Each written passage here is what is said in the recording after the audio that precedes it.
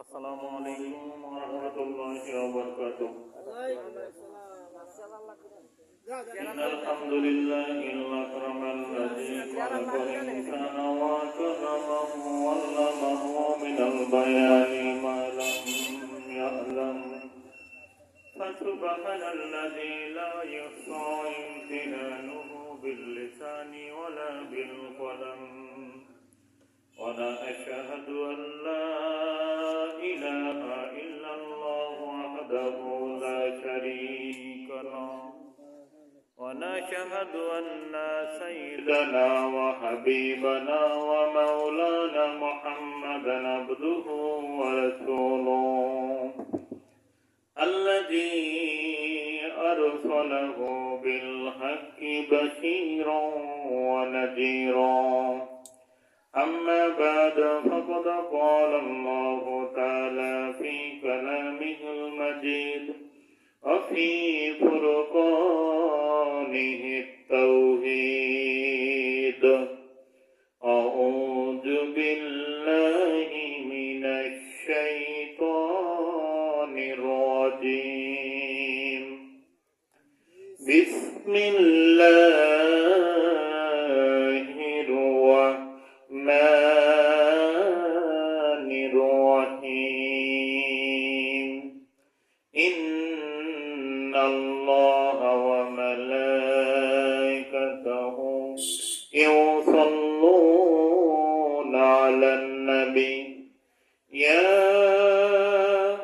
أيها الذين آمنوا صلوا عليه وسلموا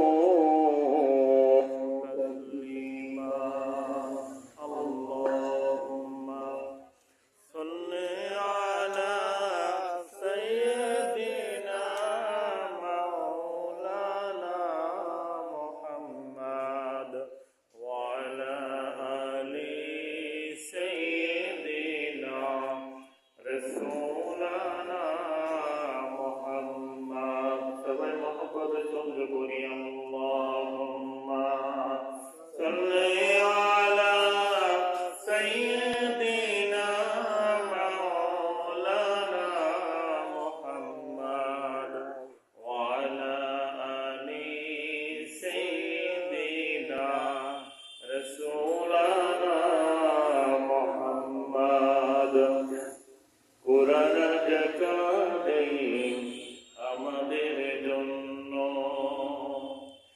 কোরআন থাকতে কেন এ দুঃখের অরণ্য, কোরআন আজ কাঁদে আমাদের জন্য। আল্লাহুম্মা সাল্লি আলা সাইয়্যিদিনা মাওলানা ওয়া আলা আলি সাইয়্যিদিনা হাবিবানা মুহাম্মদ। শিবে আবু তালিব সে এক কারাগার, কাটলো সেথায় তোমার বহুদিন হলো পার।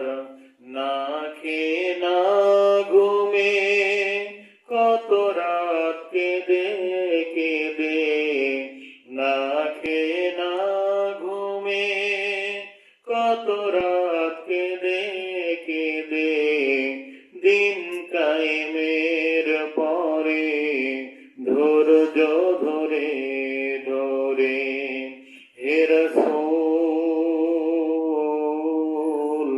হে রাসূল এসে গেল বদর উহুদ খন্দক পরীক্ষা, জানমাল দিয়ে পাশ হলো সকল পরীক্ষা।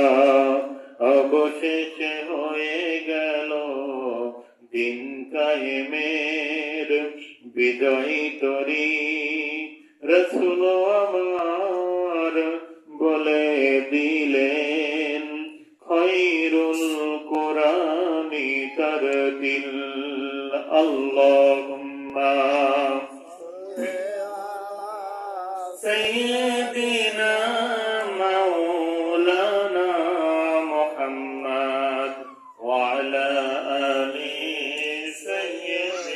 سيدنا حبيبنا محمد একটু জিকির করি লা ইলাহা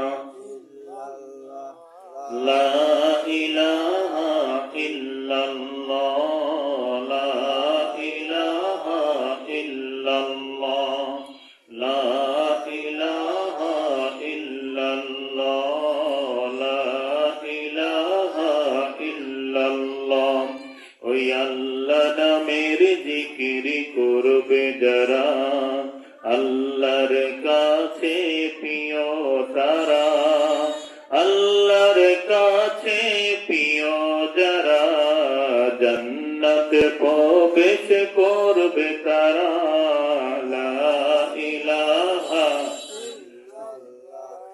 লা ইলাহা ইল্লাল্লাহ লা ইলাহা ইল্লাল্লাহ কুরআন আমাদের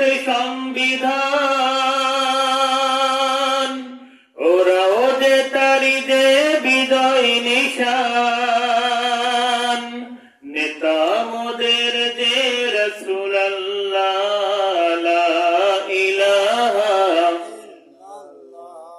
লা ইলাহা ইল্লাল্লাহ লা ইলাহা ইল্লাল্লাহ اللهم آمين ربنا ظلمنا أنفسنا إن لم تغفر لنا وترحمنا لنكونن من الخاسرين রব্বুল আলামিন মাগরিবের নামাজ জামাতের সঙ্গে আদায় করার পর রব্বুল আলামিন রায়পুর গ্রামের ঐতিহ্যবাহী আল্লাহ জামে মসজিদের তাফসীরুল কোরআন মাহফিল থেকে আল্লাহ আমরা কতিপয় গুনাহগার গুনার বোঝা মাথায় নিয়ে আল্লাহ আপনার শাহী দরবারে দুখানা হাত উঠিয়েছি রব্বুল আলামিন আল্লাহ আপনি মেহেরবানি করেন আল্লাহ তাফসীরুল কোরআন মাহফিলকে কবুল আর মঞ্জুর করে নিন রব্বুল আলামিন ভুল ত্রুটি ক্ষমা করে দিয়ে যেটুকু সওয়াব দান করেছো লক্ষ কোটি গুণ বৃদ্ধি করে সোনার মদিনায় দোজাহানের বাদশা সাইদুল মুরসালিন খাতামান নাবিয়িন রাহমাতুল লিল আলামিনের রওজা মুবারক আজকের হাদিয়াটুকু পৌঁছে দিন আল্লাহ তামান পৃথিবীর মাটির নিচে আল্লাহ আপনার যত মুমিন মুমিনিন আল্লাহ এক যারা পর্যন্ত ঈমান নিয়ে এই মাটির ঘরের মধ্যে ঘুমিয়ে গেল রব্বুল আলামিন আল্লাহ আজকের হাদিয়াটুকু তাদের কবরে পৌঁছে দিন রব্বুল আলামিন এই রায়পুরের জমিন থেকে 3খানা 5খানা কাপড় নিয়ে যত মানুষ আমাদের চাঁদপুর গোরস্থানের জমিনের মধ্যে ঘুমিয়ে আছে রব্বুল আলামিন আল্লাহ এই তাফসীরুল কোরআন মাহফিলের বদলে সবার কবরখানা জান্নাতের গোলদার বানিয়ে দিন রব্বুল আলামিন আল্লাহ আমরা যারা আমিন আমিন বলতেছি আল্লাহ আমাদের মধ্যে থেকে কারো জনম দুঃখিনী আম্মা জান ওই গহীন কবরের মধ্যে ঘুমায় আল্লাহ কে যেন আমার মতো বাবা হারিয়ে আমিন আমিন বলেন রব্বুল আলামিন মা হারা ব্যথা নিয়ে বাবা হারা আর্তনাদ নিয়ে আল্লাহ আপনার শাহী দরবারে দুখানা হাত উঠিয়েছি আল্লাহ আপনি মেহেরবানি করে আমাদের আব্বা আম্মা জানের কবরখানা জান্নাতের গোলদার বানিয়ে দিন রব্বুল আলামিন আল্লাহ আমার ডান পাশে আল্লাহ আমার নানা তফিজউদ্দিন তোফা আল্লাহ আমার নানা ডান পাশে বসে আছেন আল্লাহ আমার বাম পাশে আব্দুল শাকুর মাহমুদ মামা বসে আছেন রব্বুল আলামিন আল্লাহ আমার সামনে আল্লাহ অনেক মানুষ বসে আছেন পর্দার আড়ালের মা ও বোনেরাও বসে আছেন রব্বুল আলামিন আল্লাহ আপনি মেহেরবানি করে আমাদের तमाम জিন্দেগীর গুনাহগুলো আল্লাহ আপনি মাফ করে দিন আল্লাহ আজকের কোরআনুল মাহফিলকে আপনি কবুল আর মঞ্জুর করে নিন আল্লাহ যখন মওতের সময় এসে যাবে আল্লাহ আপনার প্রিয় হাবিবের নূর মাখা চেহারাখানা দেখাইয়া আল্লাহ আমাদের প্রত্যেকের জবানে কালিমাতুত তাইয়্যিবা জারি করে দিবেন হাক্কে লা ইলাহা ইল্লাল্লাহু মুহাম্মাদুর রাসূলুল্লাহ সাল্লাল্লাহু আলাইহি ওয়াসাল্লাম সম্মানিত রায়পুর গ্রামবাসী আমরা এদিক সেদিক ঘোরাফেরা না করে আমরা অতি দ্রুত তাফসীরুল কোরআন মাহফিলে এসে বসে যাই আল্লাহ সুবহানাহু ওয়া তাআলা আমাদেরকে এই পৃথিবীতে পাঠিয়েছেন আল্লাহ তাআলার ইবাদত করার জন্য আল্লাহ তাআলার দাসত্ব করার জন্য আমরা এটা সবাই জানি যাই হোক, এটা একটা ফুলের বাগান। এই বাগানকে সুন্দর রাখবেন না নষ্ট করবেন সেটা আপনাদের ব্যাপার। এটা আপনাদেরই গ্রাম, এটা আপনাদেরই মজলিস। এত বাগানকে সৌন্দর্য রাখার জন্য বাগানের মধ্যে এসে বসা লাগবেন। আল্লাহ তাআলা পবিত্র কোরআনুল কারীমের মধ্যে এই যে তাফসীরুল কোরআন মাহফিলের অনেক গুরুত্বপূর্ণ ভূমিকা নিয়ে কিছু কথা বলেছেন, যে আসমানের নিচে জমিনের উপরে সবচাইতে যদি উত্তম জায়গা যদি হয়ে থাকে সেই জায়গাটা হচ্ছে আল্লাহর ঘর মসজিদ। আর এই যে যেখানে আল্লাহর কোরআন নিয়ে আলোচনা করা হয়। সম্মানিত উপস্থিতি, আমাদের যদি সময় থাকে আমরা এদিক সেদিক ঘোরাফেরা না করে অতি দ্রুত প্যান্ডেলের মধ্যে এসে বসে যাব। আল্লাহ তাআলা এই পৃথিবীর জমিনে আমাদেরকে এমনি এমনি পাঠান নাই। আমাদের মধ্যে কিছু মানুষ বলে যে আমি মুসলমান, আল্লাহ তাআলা একদিন না একদিন আমাদেরকে জান্নাতে দিবেই। আমরাও এটা বিশ্বাস করি, কেননা আল্লাহ তাআলা এটা বলেই দিয়েছেন যে মুসলমান জাতি যারা তারা অবশ্যই কোনো না একদিন না একদিন তারা জান্নাতে যাবে।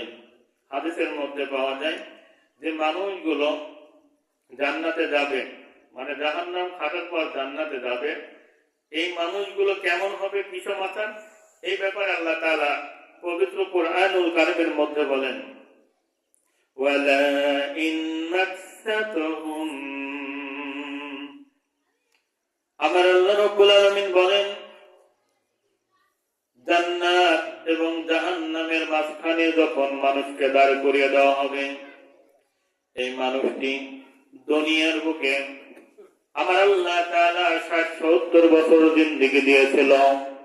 এই ৬০-৭০ বছর জিন্দেগি পাওয়ার পর সে আমার দাসত্ব করে নাই, আমার গোলামি করে নাই। এই মানুষকে যখন জাহান্নামে দেওয়ার যখন অর্ডার হয়ে যাবে, জাহান্নামে দেয় নাই, জান্নাত এবং জাহান্নামের মাঝখানে দাঁড় করিয়ে দেবে।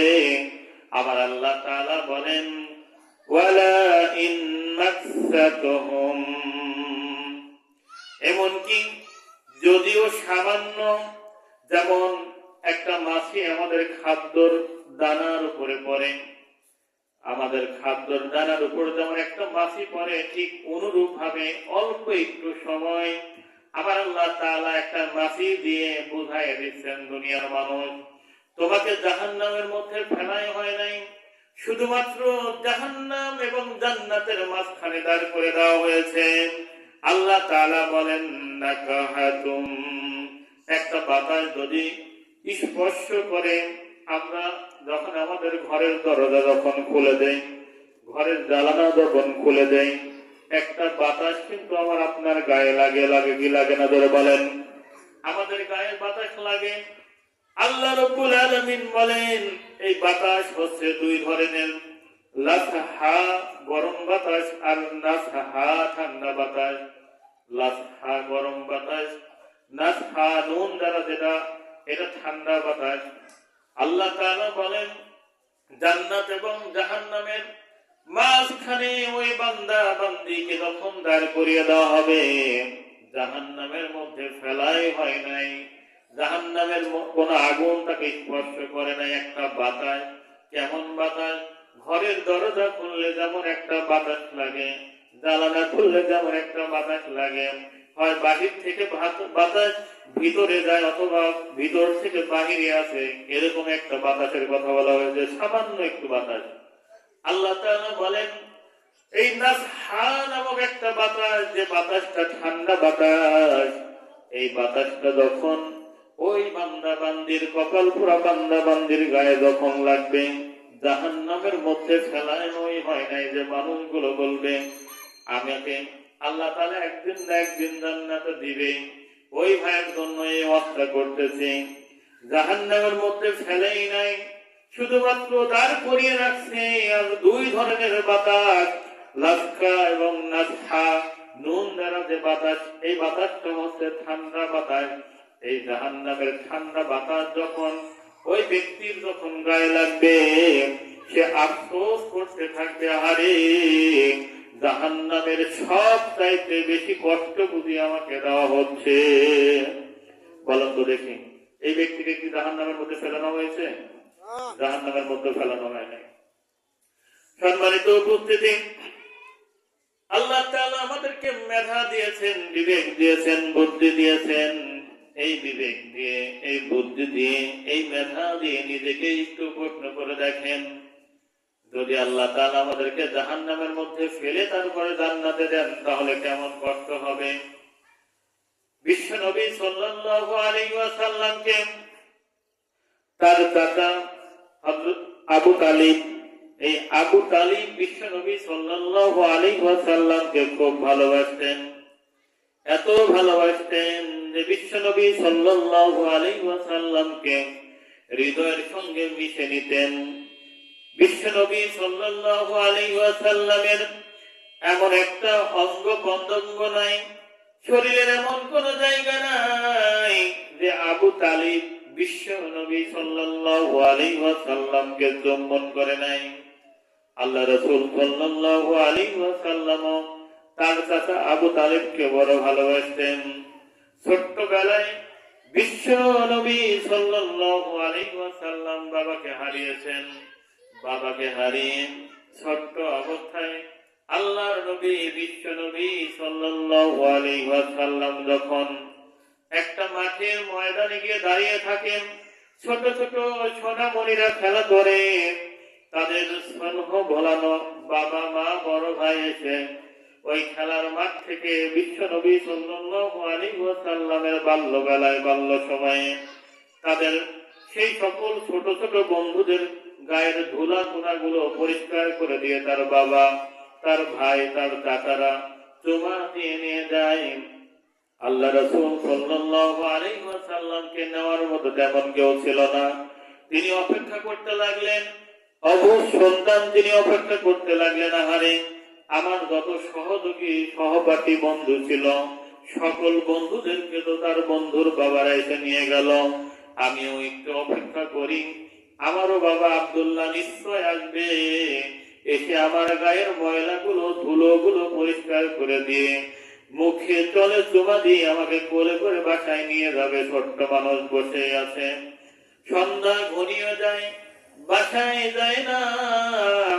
মা আমিনা কান্না করে, মুহাম্মদ রাসূলুল্লাহ সাল্লাল্লাহু আলাইহি ওয়াসাল্লাম, আরে আমার সোনামণি এখনো তো আসলো না, হযরত এখনো তো আসলো না। আবু তালিব যখন এই কথাটা যখন শুনলেন যে মুহাম্মদ রাসূলুল্লাহ সাল্লাল্লাহু আলাইহি ওয়াসাল্লাম এখনো বাড়িতে পৌঁছায় নাই, আসে নাই, তিনি দৌড়ে ছুটে চলে গেলেন। না জানি মক্কার কোন হিংস্র প্রাণী বুঝি বিশ্ব নবীকে খেয়ে ফেললেন, দূরে চলে গেলেন। গিয়ে দেখেন আল্লাহ রাসূল সাল্লাল্লাহু আলাইহি ওয়াসাল্লাম মাঠের এক কিনারে বসে কান্না করেন।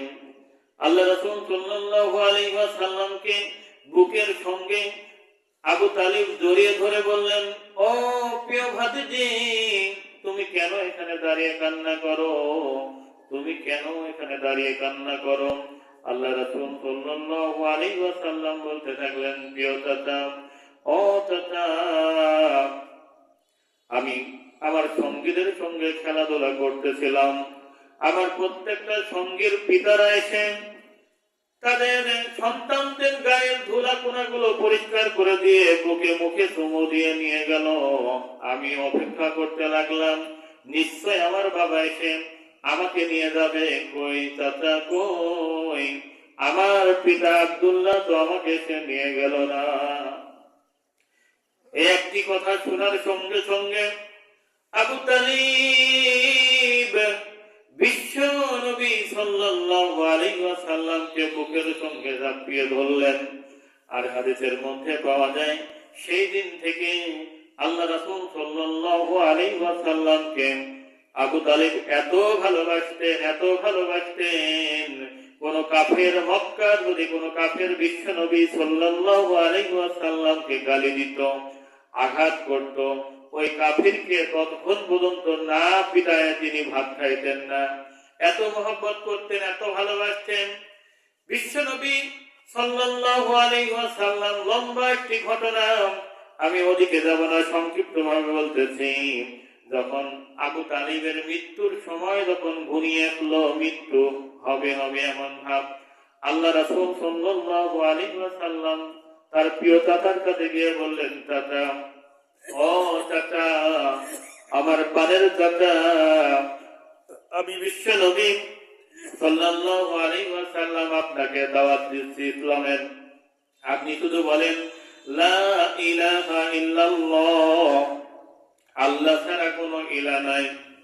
আপনি শুধু এটুকু বলেন মুহাম্মাদুর রাসূলুল্লাহ সাল্লাল্লাহু আলাইহি ওয়াসাল্লাম, আপনার বলতে হবে না।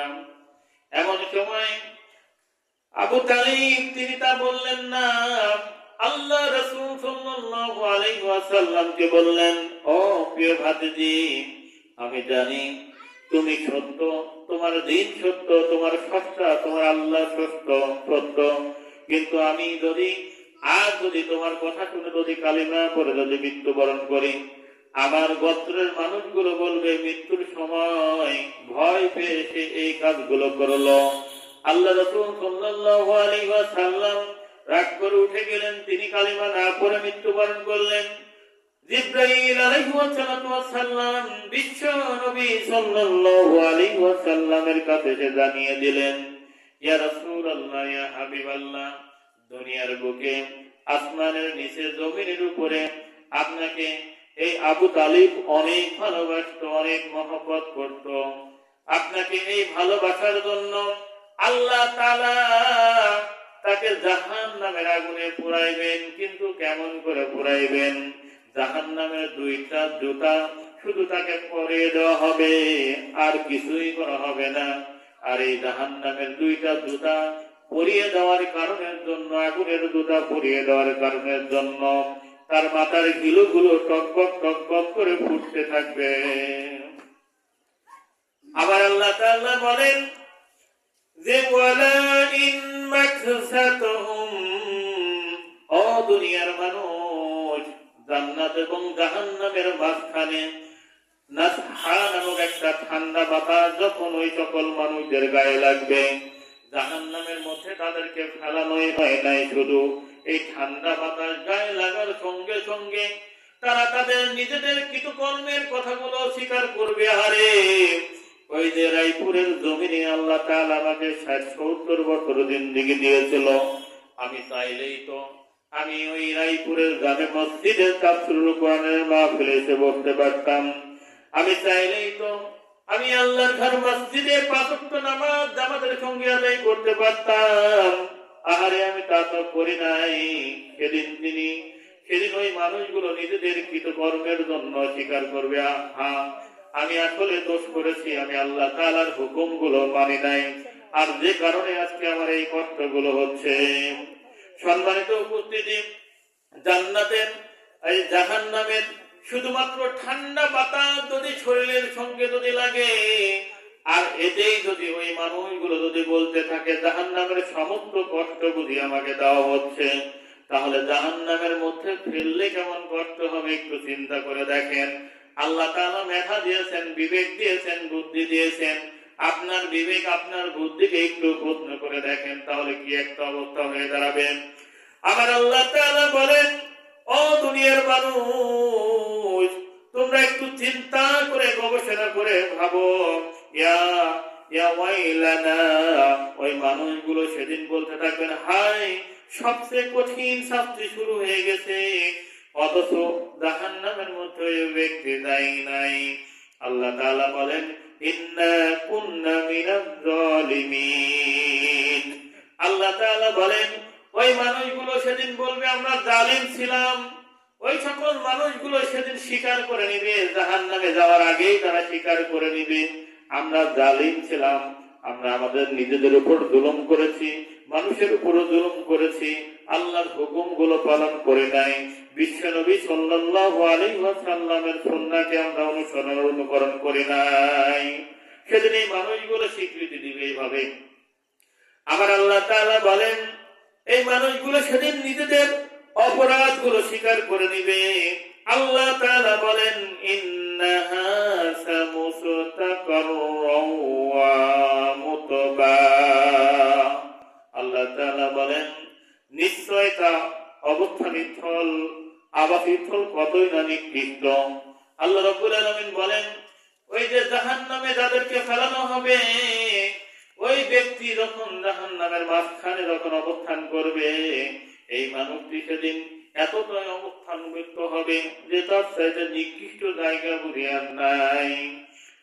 আল্লাহ তাআলা এই জন্যই বলেন, হাসরের মাঠে অনুশোচনা করতে থাকবে এই মানুষগুলো, হাসরের মাঠে অনুশোচনা করতে থাকবে। আল্লাহ তাআলা বলেন, ইয়াউমা ইয়াকুমুর রূহু ওয়াল মালাইকাতু সাফফান লা ইয়াতাকাল্লিমুনা ইল্লা মান আযিনাল্লাহু রাহমান ওয়া ক্বালা সাওয়াবা। বলেন আল্লাহু আকবার। আমার আল্লাহ তাআলা বলেন, যেদিন রূহ ও ফেরেশতাগণ সারিবদ্ধভাবে দাঁড়াবে, এমন এক সময় থাকবে যখন কেউ কথা বলতে পারবে না, একদম নীরবতা পালন করবে। কাল কঠিন কিয়ামতের ময়দানে আমি আপনি আমরা সবাই সারিবদ্ধভাবে দাঁড়িয়ে যাব। সবার জবানে শুধু একটাই কথা থাকবে, ইয়া নাফসি ইয়া নাফসি ইয়া নাফসি, আমার কি হবে, আমার কি হবে, আমার কি হবে, এইভাবে শুধু বলতে থাকবে। আমাদের একজন মানুষ, একজন নবী, বিশ্ব নবী জনাবে মুহাম্মদ রাসূলুল্লাহ সাল্লাল্লাহু আলাইহি ওয়াসাল্লাম সেদিন শুধু ইয়া হাবলি উম্মতি বলে কান্না করতে থাকবে, ইয়া হাবলি উম্মতি বলে কান্না করতে থাকবে। না হলে পৃথিবীতে যত মানুষ এসেছে, যত নবী রাসূল পয়গম্বর এসেছে, সবাই শুধু একটাই তাদের তাসবিহ থাকবে, আমার কি হবে, আমার কি হবে, আমার কি হবে। এইভাবে আমার আল্লাহ তাআলা বলেন, সেই সময় আল্লাহ বলবেন, লা ইয়াতাকাল্লিমুন, কেউ কথা বলবে না, আজ কেউ কথা বলবে না।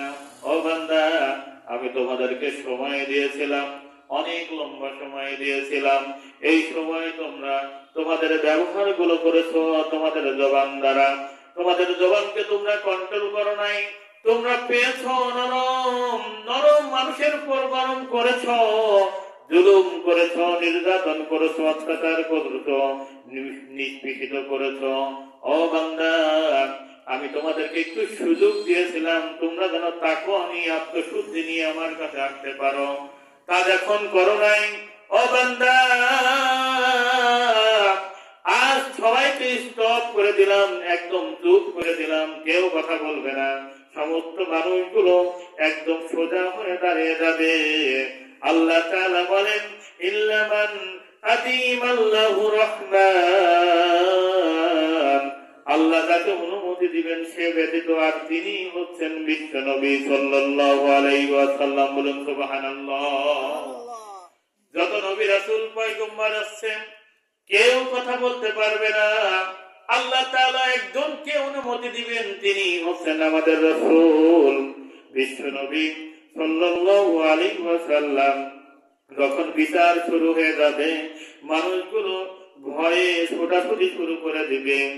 আল্লাহ তাআলা তাদের এইভাবে আকুতি মিনতি করতে থাকবেন। বিশ্ব নবী সাল্লাল্লাহু আলাইহি ওয়াসাল্লাম বলেন, সমস্ত মানুষগুলো ভয়ে ছোটাছুটি করতে থাকবে আমাদের আদি পিতা আদম আলাইহিস সালামের কাছে দৌড়িয়ে চলে যাবে এবং আমাদেরকে বলবেন, আদি পিতা আদম, ও আদি পিতা আদম, আজকে আপনি আল্লাহ তাআলার কাছে আমাদের হয়ে সুপারিশ করুন।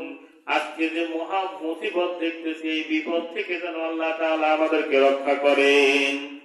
আমাদের আদি পিতা আদম আলাইহিস সালাম বলবেন, আমি আজ তোমাদের এই বিপদের মুহূর্তে কিছু করতে পারবো না, কেননা আমার নিজেরই তো অপরাধ আছে, আমি তো আমার নিজেকে নিয়ে চিন্তিত।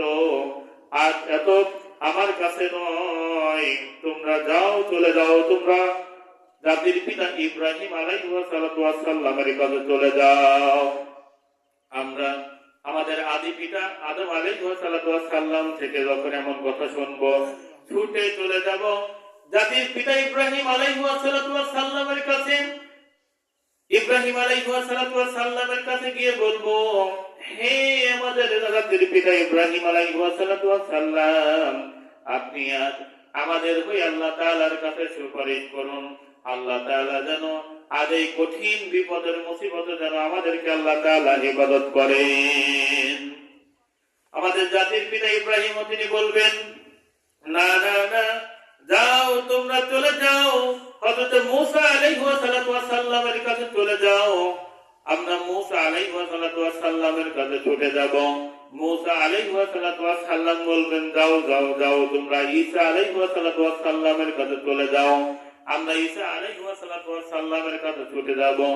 ঈসা আলাইহিস সালাম বলবেন, আজকে কোন নবী রাসূলের মাতব্বরি চলবে না, একজন নবী ছাড়া, তিনি হচ্ছেন বিশ্ব নবী জনাবে মুহাম্মদ রাসূলুল্লাহ সাল্লাল্লাহু আলাইহি ওয়াসাল্লাম। যাও যাও যাও, বিশ্ব নবী সাল্লাল্লাহু আলাইহি ওয়াসাল্লামের কাছে চলে যাও। আজ একজনই সুপারিশ করতে পারবেন, তিনি হচ্ছেন বিশ্ব নবী সাল্লাল্লাহু আলাইহি ওয়াসাল্লাম। বলুন সুবহানাল্লাহ। আমরা দৌড়িয়ে চলে যাব। আল্লাহ রাসূল সাল্লাল্লাহু আলাইহি ওয়াসাল্লাম সিজদায় পড়ে যাবেন আর ইয়া হাবলি উম্মতি বলে কান্না করতে থাকবে। আল্লাহ তাআলা বলবেন, বন্ধু, ও প্রিয় দোস্ত, মাথা উঠাও, তুমি কেন কান্না করো? আমি তোমাকে তায়েফের ময়দানে কষ্ট দিয়েছি, উহুদের ময়দানে কষ্ট দিয়েছি, কাফেরেরা তোমাকে কত কষ্ট দিয়েছে। আজকে তো তোমার আনন্দের সময়।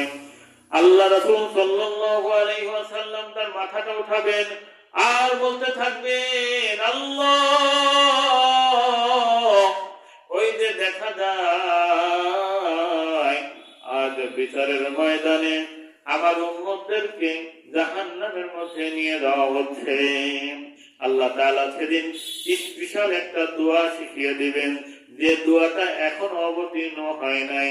জিবরাইল আলাইহিস সালামের মাধ্যমে এমন একটা দোয়া শিখিয়ে দিবেন, যে দোয়া আল্লাহ রাসূল সাল্লাল্লাহু আলাইহি ওয়াসাল্লাম বলেন আল্লাহ তাআলার কাছে চাইবেন।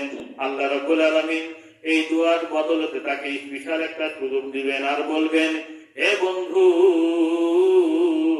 তোমার যত উম্মত আছে সেই সকল উম্মতদেরকে তুমি নিয়ে নিয়ে জান্নাতের মধ্যে চলে যাও। বলুন সুবহানাল্লাহ। হাদিসের মধ্যে আছে আল্লাহ রাসূল সাল্লাল্লাহু আলাইহি ওয়াসাল্লাম তিনি তার উম্মতদেরকে বেছে বেছে বেছে বেছে নিয়ে জান্নাতের মধ্যে নিয়ে যাবেন। বলুন সুবহানাল্লাহ। ওনাদেরকে জান্নাতের মধ্যে রেখে আসার পর আবার আল্লাহ রাসূল সাল্লাল্লাহু আলাইহি ওয়াসাল্লাম সিজদায় উপনীত হয়ে যাবেন, আবার কান্না করতে থাকবেন, ইয়া হাবলি উম্মতি, ইয়া হাবলি উম্মতি। এমন একটা দরদি নবী পেয়েছি, এমন একটা দরদি নবী পেয়েছি। আল্লাহ তাআলা বলবেন, বন্ধু, তোমার তো উম্মতদেরকে জান্নাতে দিলাম, কেন আবার কান্না করো? আল্লাহ রাসূল সাল্লাল্লাহু আলাইহি ওয়াসাল্লাম বলবেন, আল্লাহ, এখনো তো দেখতেছি আমার কিছু উম্মত, এই উম্মতদেরকে জাহান্নামে নেওয়া হচ্ছে। আল্লাহ তাআলা আবার একটা সুযোগ দিবেন, দাও, নিয়ে দাও। বিশ্ব নবী সাল্লাল্লাহু আলাইহি ওয়াসাল্লাম আবারও বেছে বেছে বেছে বেছে তাদেরকে জান্নাতের মধ্যে নিয়ে আসবেন, আবারও তিনি সিজদায় পড়ে যাবেন। এভাবে তৃতীয়বার বিশ্ব নবী সাল্লাল্লাহু আলাইহি ওয়াসাল্লাম তিনবার এইভাবে মানুষদেরকে আমাদেরকে বেছে বেছে বেছে বেছে জান্নাতের মধ্যে দিয়ে আসবেন। বলুন সুবহানাল্লাহ। এমন একটা নবী আমরা পেয়েছি, আলহামদুলিল্লাহ, যে নবীর উম্মত হওয়ার জন্য অনেক নবী রাসূল পর্যন্ত আল্লাহ তাআলার কাছে কত ফরিয়াদ করেছেন। সম্মানিত উপস্থিতি, সেই নবীরই মহব্বতে আমাদেরকে, সেই নবীর মহব্বতে আমরা এই তাফসীরুল কোরআন মাহফিলে বসতে পারি না। এটাই হচ্ছে কপাল পোড়া। আল্লাহ রাসূল সাল্লাল্লাহু আলাইহি ওয়াসাল্লাম বলেন, যেখানে কোরআন এবং সুন্নাহর কথা বলা হয়, তোমাদের কোনো কাজ ফেলে সোজা এখানে গিয়ে বসে থাকা। এমনও বিশ্ব নবীর সাহাবীরা ছিলেন যাদের সমস্ত কাজকর্ম ফেলে, যেমন হযরত আবু হুরায়রা রাদিয়াল্লাহু তাআলা আনহু সব সময় বিশ্ব নবীর কাছে থাকতেন কোরআন এবং সুন্নাহ শোনার জন্য। আর আমরা বিভিন্ন দোকানপাটেই বসে রয়েছি, আমাদের তেমন কোনো কাজ নাই, তারপরে আমরা আসতেছি না। সম্মানিত উপস্থিতি, আমার আল্লাহ তাআলা এইভাবে বিশ্ব নবী সাল্লাল্লাহু আলাইহি ওয়াসাল্লামকে বিশাল সুযোগ দিবেন। তিনি একবার, দুইবার, তিনবার এইভাবে করে করে করে করে তখন তিনি জান্নাতের মধ্যে নিয়ে যাবেন। সম্মানিত উপস্থিতি, আমাদের মধ্যে এক শ্রেণীর মানুষগুলো বলতে থাকে, কিয়ামত কবে হবে, কিয়ামত কবে হবে এইভাবে বলতে থাকে। আবার আল্লাহ তাআলা এই ব্যাপারে বলে দিয়েছেন, দুনিয়ার মানুষ তোমরা যারা বলো কিয়ামত কবে হবে, এই কিয়ামত কবে হবে, আল্লাহ রাসূল সাল্লাল্লাহু আলাইহি ওয়াসাল্লামের হাদিস মোতাবেক পাওয়া যায়, আপনি আজকে মারা যাবেন, এখন থেকেই আপনার কিয়ামত শুরু হয়ে যাবে। আপনি মারা যাবেন, আপনার কিয়ামত এখনই শুরু হয়ে যাবে। এমন ভাববেন না যে অনেক সময় আমাদের হাতে আছে, এমন লোকদের অন্তর্ভুক্ত হইবেন না। বিচার দিবসে তাদেরকে বলা হবে জালিম, অত্যাচারী, জুলুমকারী। ভেবেছিলে তোমাদের হাতে অনেক সময় আছে, দেরি করলেও হবে। আবার আল্লাহ তাআলা বলেন, ফিমারা আখারতু, তুমি বিলম্ব করেছিলে, অনেক সময় আছে এই ধরনের কথাবার্তা তুমি বলতে, কিন্তু আসলে সময় নাই, কিন্তু আসলে সময় নাই। কেননা মৃত্যু হওয়ার সঙ্গে সঙ্গে তোমার কিয়ামত শুরু হয়ে যায়। এমন ধরনের কথা হবে না। আল্লাহ তাআলা বলেন মিন ক্বাবলিক, এই মিনকে বলে মিনাত তাজিল, শাস্তি আসার ঠিক আগে আগে। আল্লাহ তাআলা বলেন আমি বলছি শাস্তি হতে বেশি দেরি নাই। আমি আপনি যদি এখন মারা যাই, আমি আপনি এখন যদি মারা যাই, আমাকে আপনাকে এই রায়পুরের মানুষগুলো কত আদর করে, কত যত্ন করে গোসল করাবে, বড়ই পাতা নিমের পাতা দিয়ে আমাকে আপনাকে গোসল করিয়েবে। এরপরে 3-5খানা কাপড়ে প্যাকেট করে আমাদের ওই যে কবরের মধ্যে রেখে আসবে। মুনকার নাকির রেখে যখন প্রশ্ন করবে অমান রাব্বুকা অমান দীনুকা অমান নাবিয়ুকা, এই প্রশ্নের উত্তর যদি আমি আপনি যদি দিতে পারি, তাহলে কবরখানা হবে জান্নাতের বাগান। আর যদি না দিতে পারি, বিশ্ব নবী সাল্লাল্লাহু আলাইহি ওয়াসাল্লাম বলেন তার কবরের মধ্যেই জাহান্নামের শাস্তি শুরু হয়ে যাবে। বলুন নাউযুবিল্লাহ। তাহলে কিয়ামতের জন্য আমরা যারা অপেক্ষা করি, এটা ভুল ধারণা না? বলেন নিঃসন্দেহে এটা ভুল ধারণা।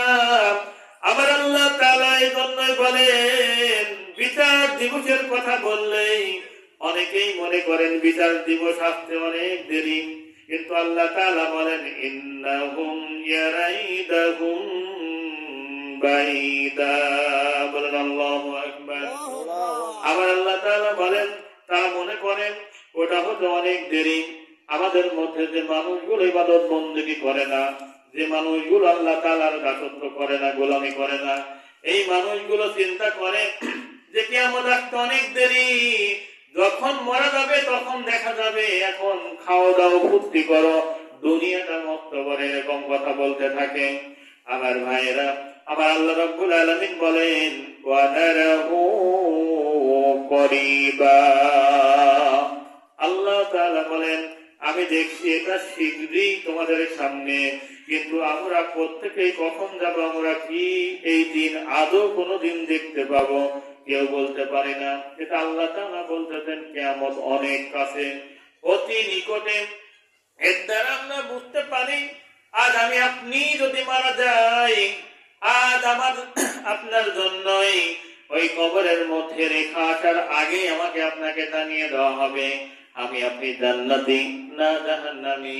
আল্লাহ তাআলা পবিত্র কোরআনুল কারীমের মধ্যে বলেন আল্লাহ তাখাফু ওয়ালা তাহজানু ওয়া আবসিরু বিল জান্নাহ আল্লাতী কুনতুম তুআদুন।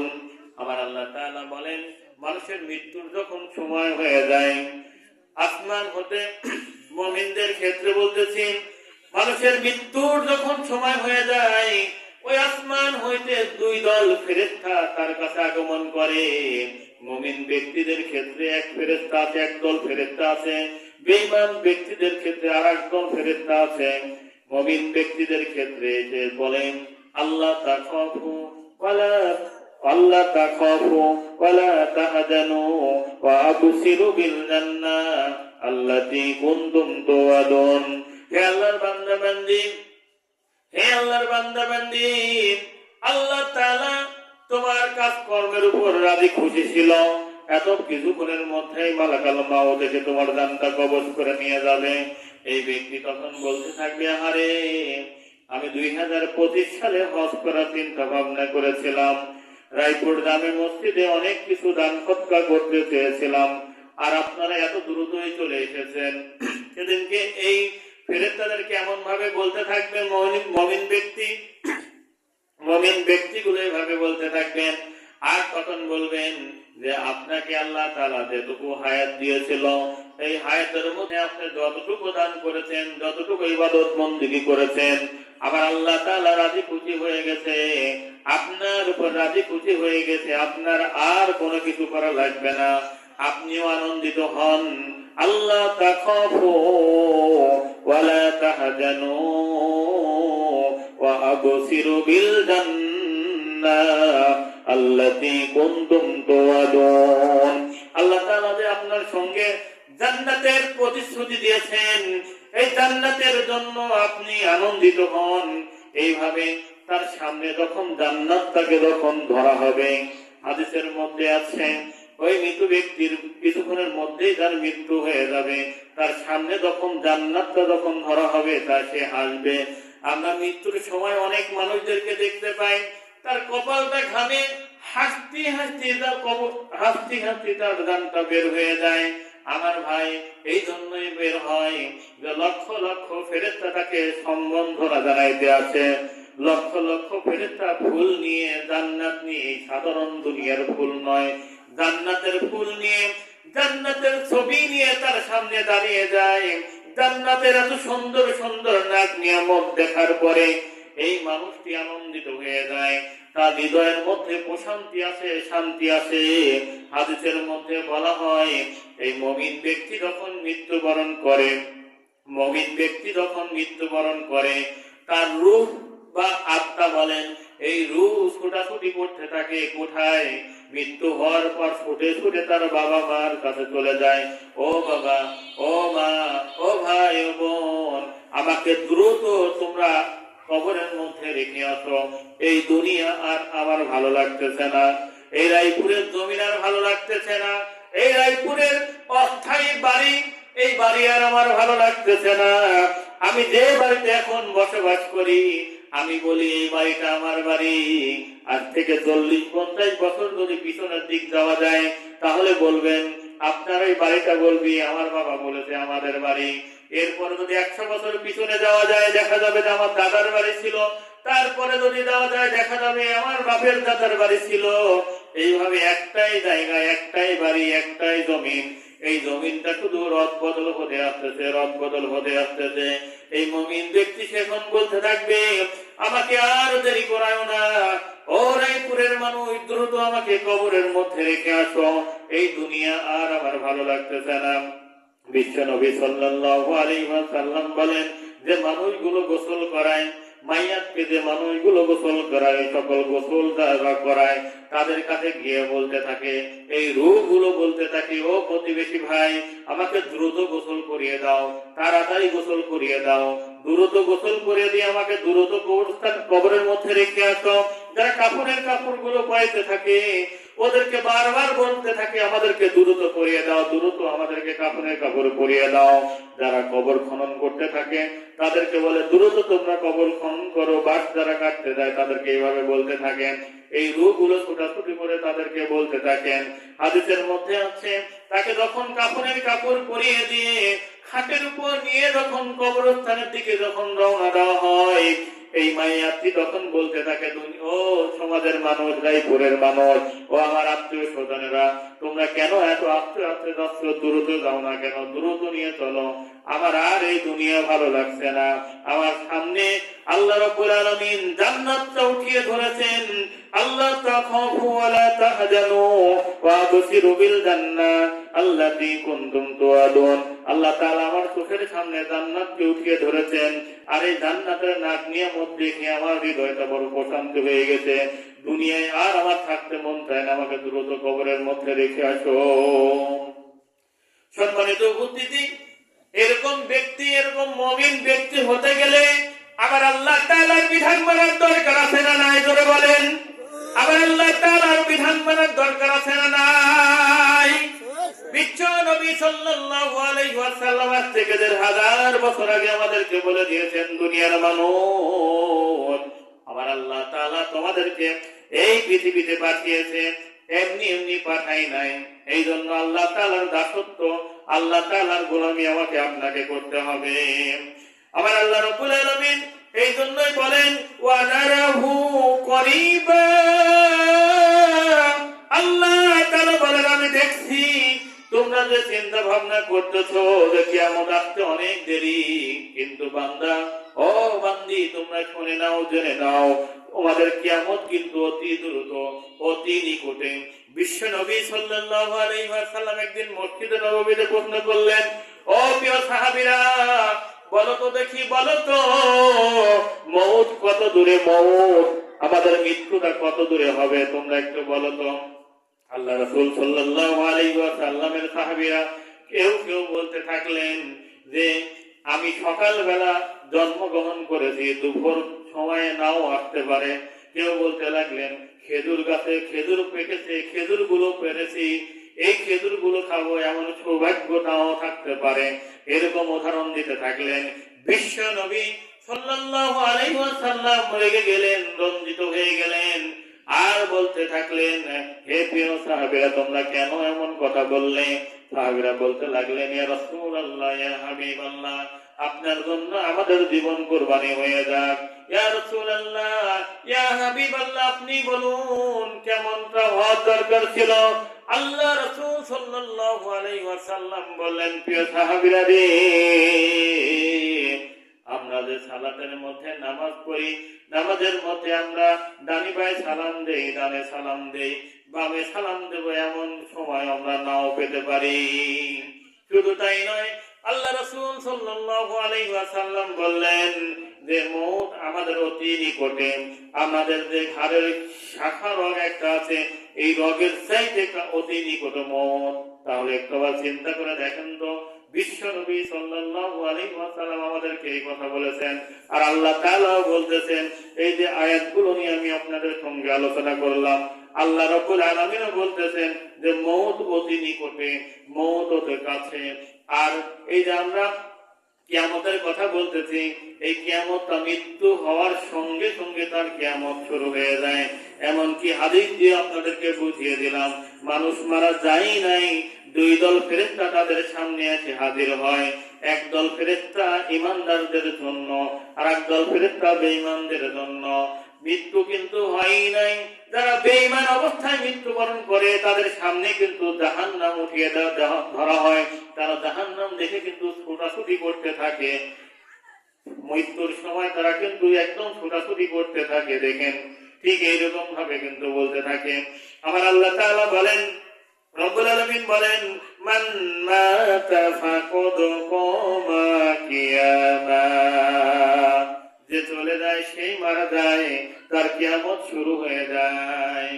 যে চলে যায়, যে মারা যায়, তার কিয়ামত শুরু হয়ে যায়। কে বলতেছেন জোরে বলেন? আমার আল্লাহ তাআলা বলতেছেন মান মাতা ফাকাদ কামা কিয়ামাত, যে চলে যায় সে মারা যায়, তার কিয়ামত শুরু হয়ে যায়। আপনার কিয়ামতের জন্য, ইয়াউমা কিয়ামার জন্য অপেক্ষা করতে হবে না। ও রায়পুরের মানুষ, ওই ইয়াউমা কিয়ামার জন্য আপনার অপেক্ষা করা লাগবে না। একটাবার মরে দেখেন, আপনার কিয়ামত শুরু হয়ে যাবে। এটা 1 সেকেন্ড সময়ের ব্যাপার মাত্র। এই শ্বাস প্রশ্বাস ফেলতেছি আর ভিতরে নিচ্ছি, যদি একটা বার যদি আবদ্ধ হয়ে যায়, বন্ধ হয়ে যায়, আপনার কিয়ামত শুরু হয়ে যাবে ওখান থেকেই। আমার আল্লাহ তাআলা এই জন্যই বলেন, আর ফেরেশতারা চলে আসার পর তিনি আমাকে আপনাকে আর অবকাশ দিবেন না। একবার যদি মালাকাল মাউত আমার আপনার শিরনে যদি এসে যায়, যদি বসে যায়, আপনাকে আমাকে কিন্তু আর সুযোগ দিবে না। আর বলবে না যে ও তোমার তো 10 বিঘি সম্পদ করার কথা ছিল, তুমি তো এখনো 8 বিঘি বাদ আছে 9 বিঘি করেছ। তোমার তো দোতলা বাড়ি করার কথা ছিল, তুমি তো সবে মাত্র শুরু করেছো বাড়ি। এভাবে আর আমাকে আপনাকে সুযোগ দেওয়া হবে না। আল্লাহ তাআলা বলেন, তাই আল্লাহ তাআলা বলেন আর দেরি করো না, ও আমার বান্দা বান্দি, আর দেরি করো না, আমার দিকে ফিরে আসো, নিজের অন্তরকে ফিরিয়ে আনতে আর বিলম্বনা করো না। তুমি গুনাহ করেছো, তুমি অন্যায় করেছো, তুমি অপরাধ করেছো, তুমি অপদার্থ হয়েছো, তুমি জুলুম করেছো, নির্যাতন করেছো, নিষ্পেষিত করেছো, তুমি আর দেরি করো না, আসো আসো আসো, ও বান্দা বান্দি, তুমি আমার দিকে ফিরে আসো।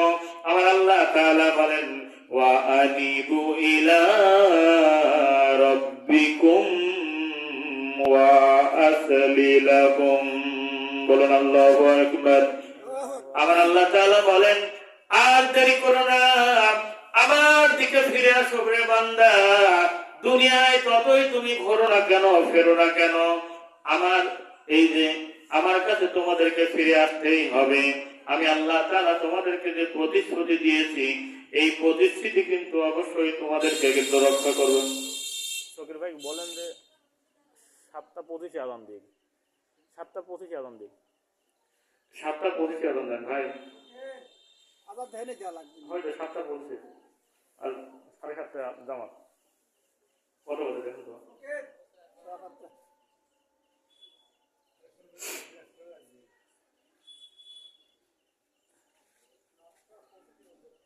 7:25 আজান দিন না 7:30 জামাত? আরো শর্ট টাইমে আসবে না। আদান দেই তাহলে হেনে দেই। হেনে দেই তাহলে